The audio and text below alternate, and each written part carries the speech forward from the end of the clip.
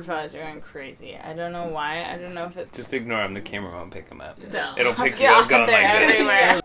Steer towards it, and because there's probably fish around it. Go catch a fish underneath. And Giselle's like, no. Or a big bale of weed. Who knows? It could be like pounds and pounds of weed. I love what Clif says to people, that sailing is a way to get your house somewhere else. Like, you can travel, but with your house. And that's the really awesome, like, when we were talking, it's like, people get vans for the same reason. Like, I have a house on wheels, but we just have a house on the water, and it moves. And that action of sailing is kind of the adventure, the uncomfortableness that gets you there. Because it's comfortable right now. Like, right? We're just hanging out at anchor. Might be a little rolly at night. But it's definitely super comfortable here in La Cruz. It's like, you could go into town and have tacos and a cappuccino and use the internet. But the uncomfortable part comes with the actual action of sailing. Like, being out, actively moving around, crossing oceans, things like that. Clifton Miller and Giselle Miller, we just got married a year and a half ago. And our boat's name is Sedna. It's a Hans Christian 38 traditional, 1985. We just bought it. We had another boat, and we just bought this last year in La Paz. So we've been doing a lot of work last year, and then this year we quit our jobs, stopped working. Ty and I first met Giselle and Clif in the boatyard back in Guaymas in late 2017. Adventure. Oh my gosh, can I default to somebody else's answer? We talked with them about their thoughts on adventure right before they undertook their ocean crossing. I'm quoting someone. The advice that somebody, the quote that somebody gave me recently was that adventure is not being comfortable. It's pulling yourself out of your comfort zone. And if you're not okay with not being comfortable, then you're probably not all that adventurous. But the people who are okay with pushing themselves out of their comfort zone and having a little bit of fear and excitement and always living kind of on that edge are the people who get to enjoy the benefits of adventure and travel. That's pretty cool. Not being comfortable. That comes from Mike on Compass Rose. People say life's too short, but really it's like really long. And it seems like too long to just be bored all the time. Like, if you're just like doing this humdrum job, if you're working 9 to 5 at a career for 20, 30, 40 years in the same job, like, that's such a long time to be so bored that I'd rather be having fun for this long, wonderful life. And I don't know if that's the same as an adventure, but like, as long as you're having fun, it doesn't have to be always uncomfortable, but you can have, as long as it's fun, it can be an adventure. Well, Clif grew up sailing. But we wanted to know, how did sailing become their adventure? Taking them from Alaska to Mexico and beyond. Comfortable? Yeah. Everything sailing moves. Is always uncomfortable. No. Boating has actually been a part of both of our lives for like our whole life. Both of our dads had boats at one point in time when we were out on the water. Our grandparents had boats. Like, we have, like, all of our family, like, if I talk to anyone in our family, they have some boating knowledge. So it wasn't unusual for us to, like, pop onto a boat in Alaska. And we had a lot of friends that lived on boats. So us living in a boat in the, like, on the docks in Juneau was very normal. Yeah. I think the sailing part is what ties the travel to the adventure, which is good and bad. We really weren't even planning on coming to Mexico.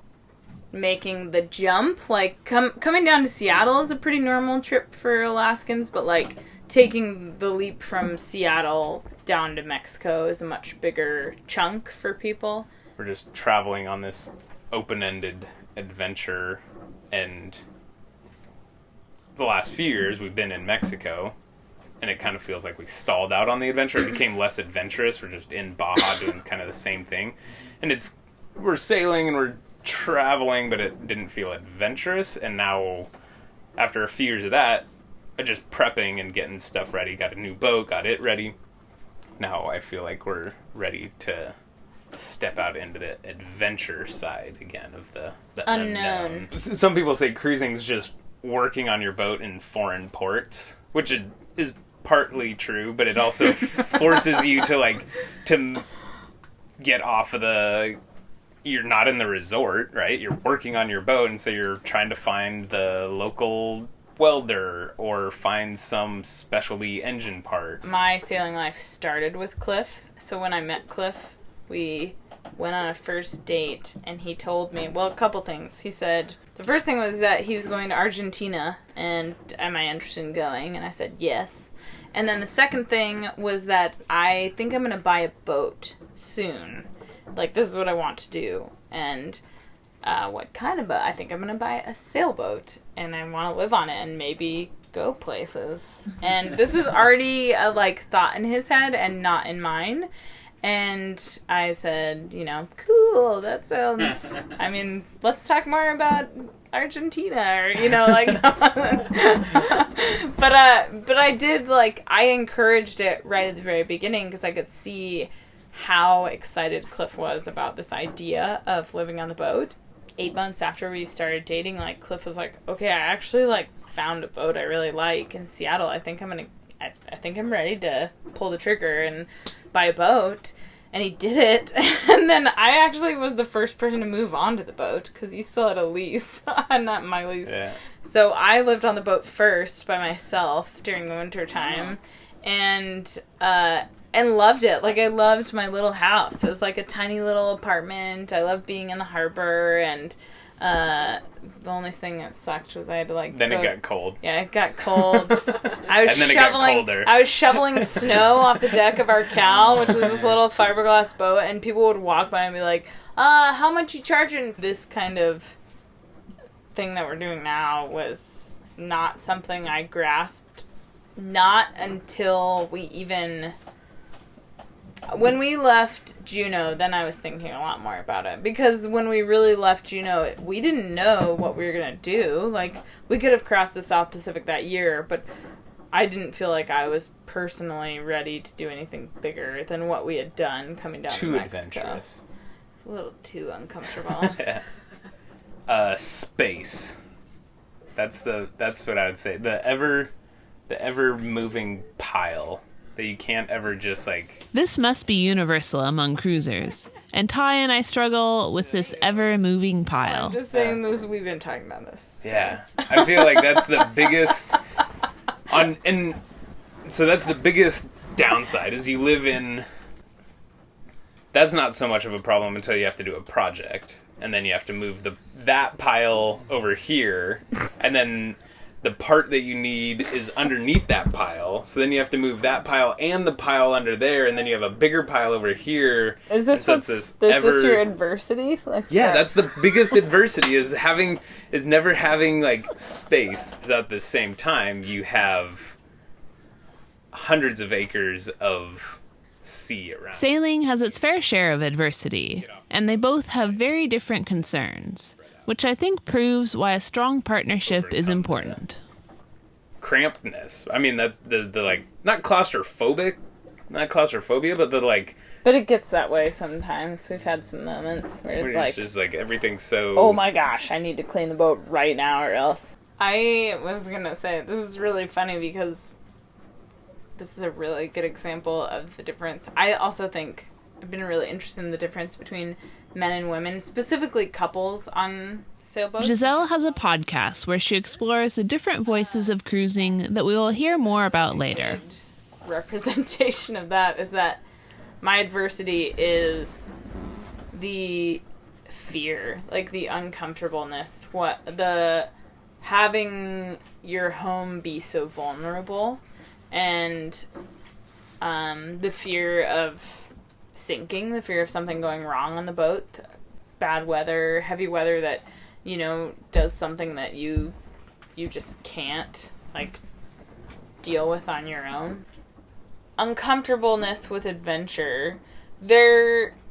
For me, there's a level of uncomfortableness that there's a threshold that all of a sudden it becomes a little bit more fearful. For me, when I feel like my life is threatened in some way, or that I could get hurt, or that Cliff could get hurt, or something like that, then it changes.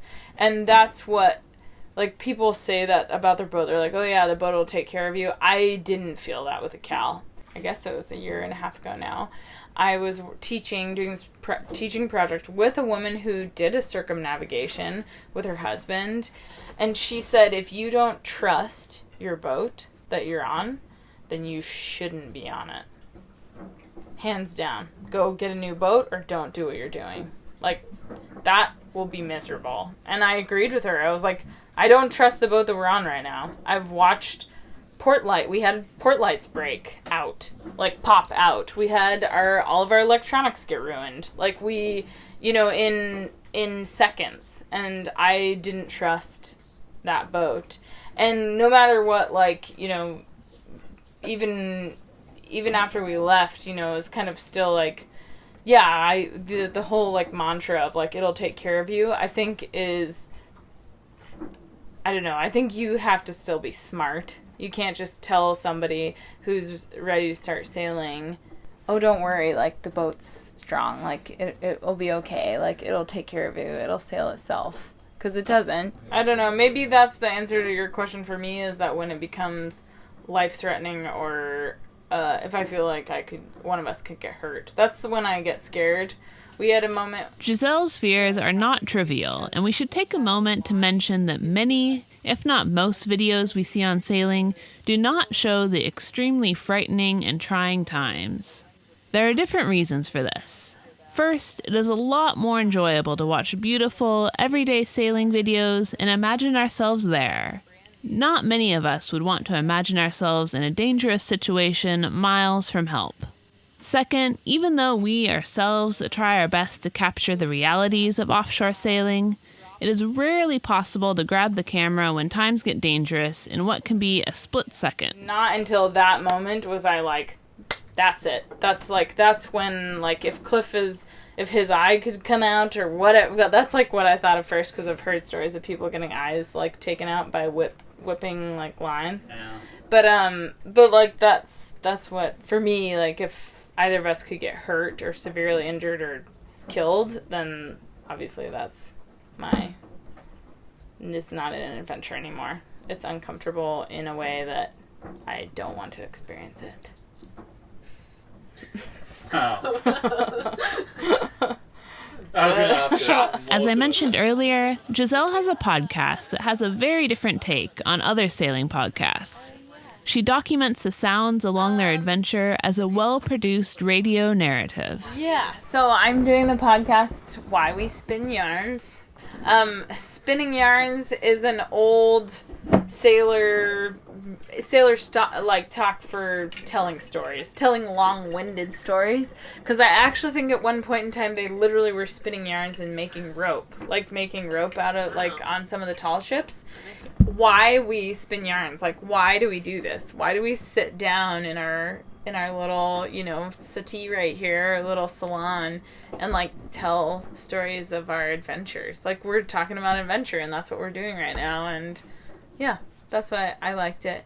And something that documented our trip specifically this year with the ocean crossing, that documented it, that we could like take away and have for ourselves later in our lives, as well as to share with others. How's it going, guys? This is Clif and Giselle aboard Sedna, our Hans Christian 38T.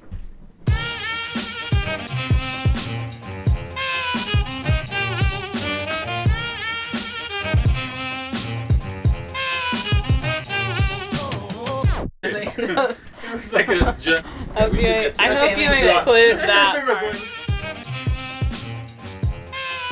We said see you later to Giselle and Cliff as they left the Revillagigedos archipelago. They just completed a huge part of their goal when they crossed the Pacific Ocean. You can follow them at sednastories.com and their podcast, Why We Spin Yarns, which you can find on any good podcast app. Our thanks to Giselle and Cliff. It has been a pleasure getting to know you, and until next time, adios.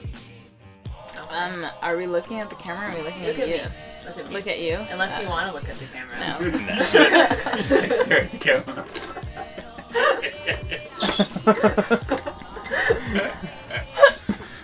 It's your name and your boat's name and where are you from. Do you want me to take this one? I got this one.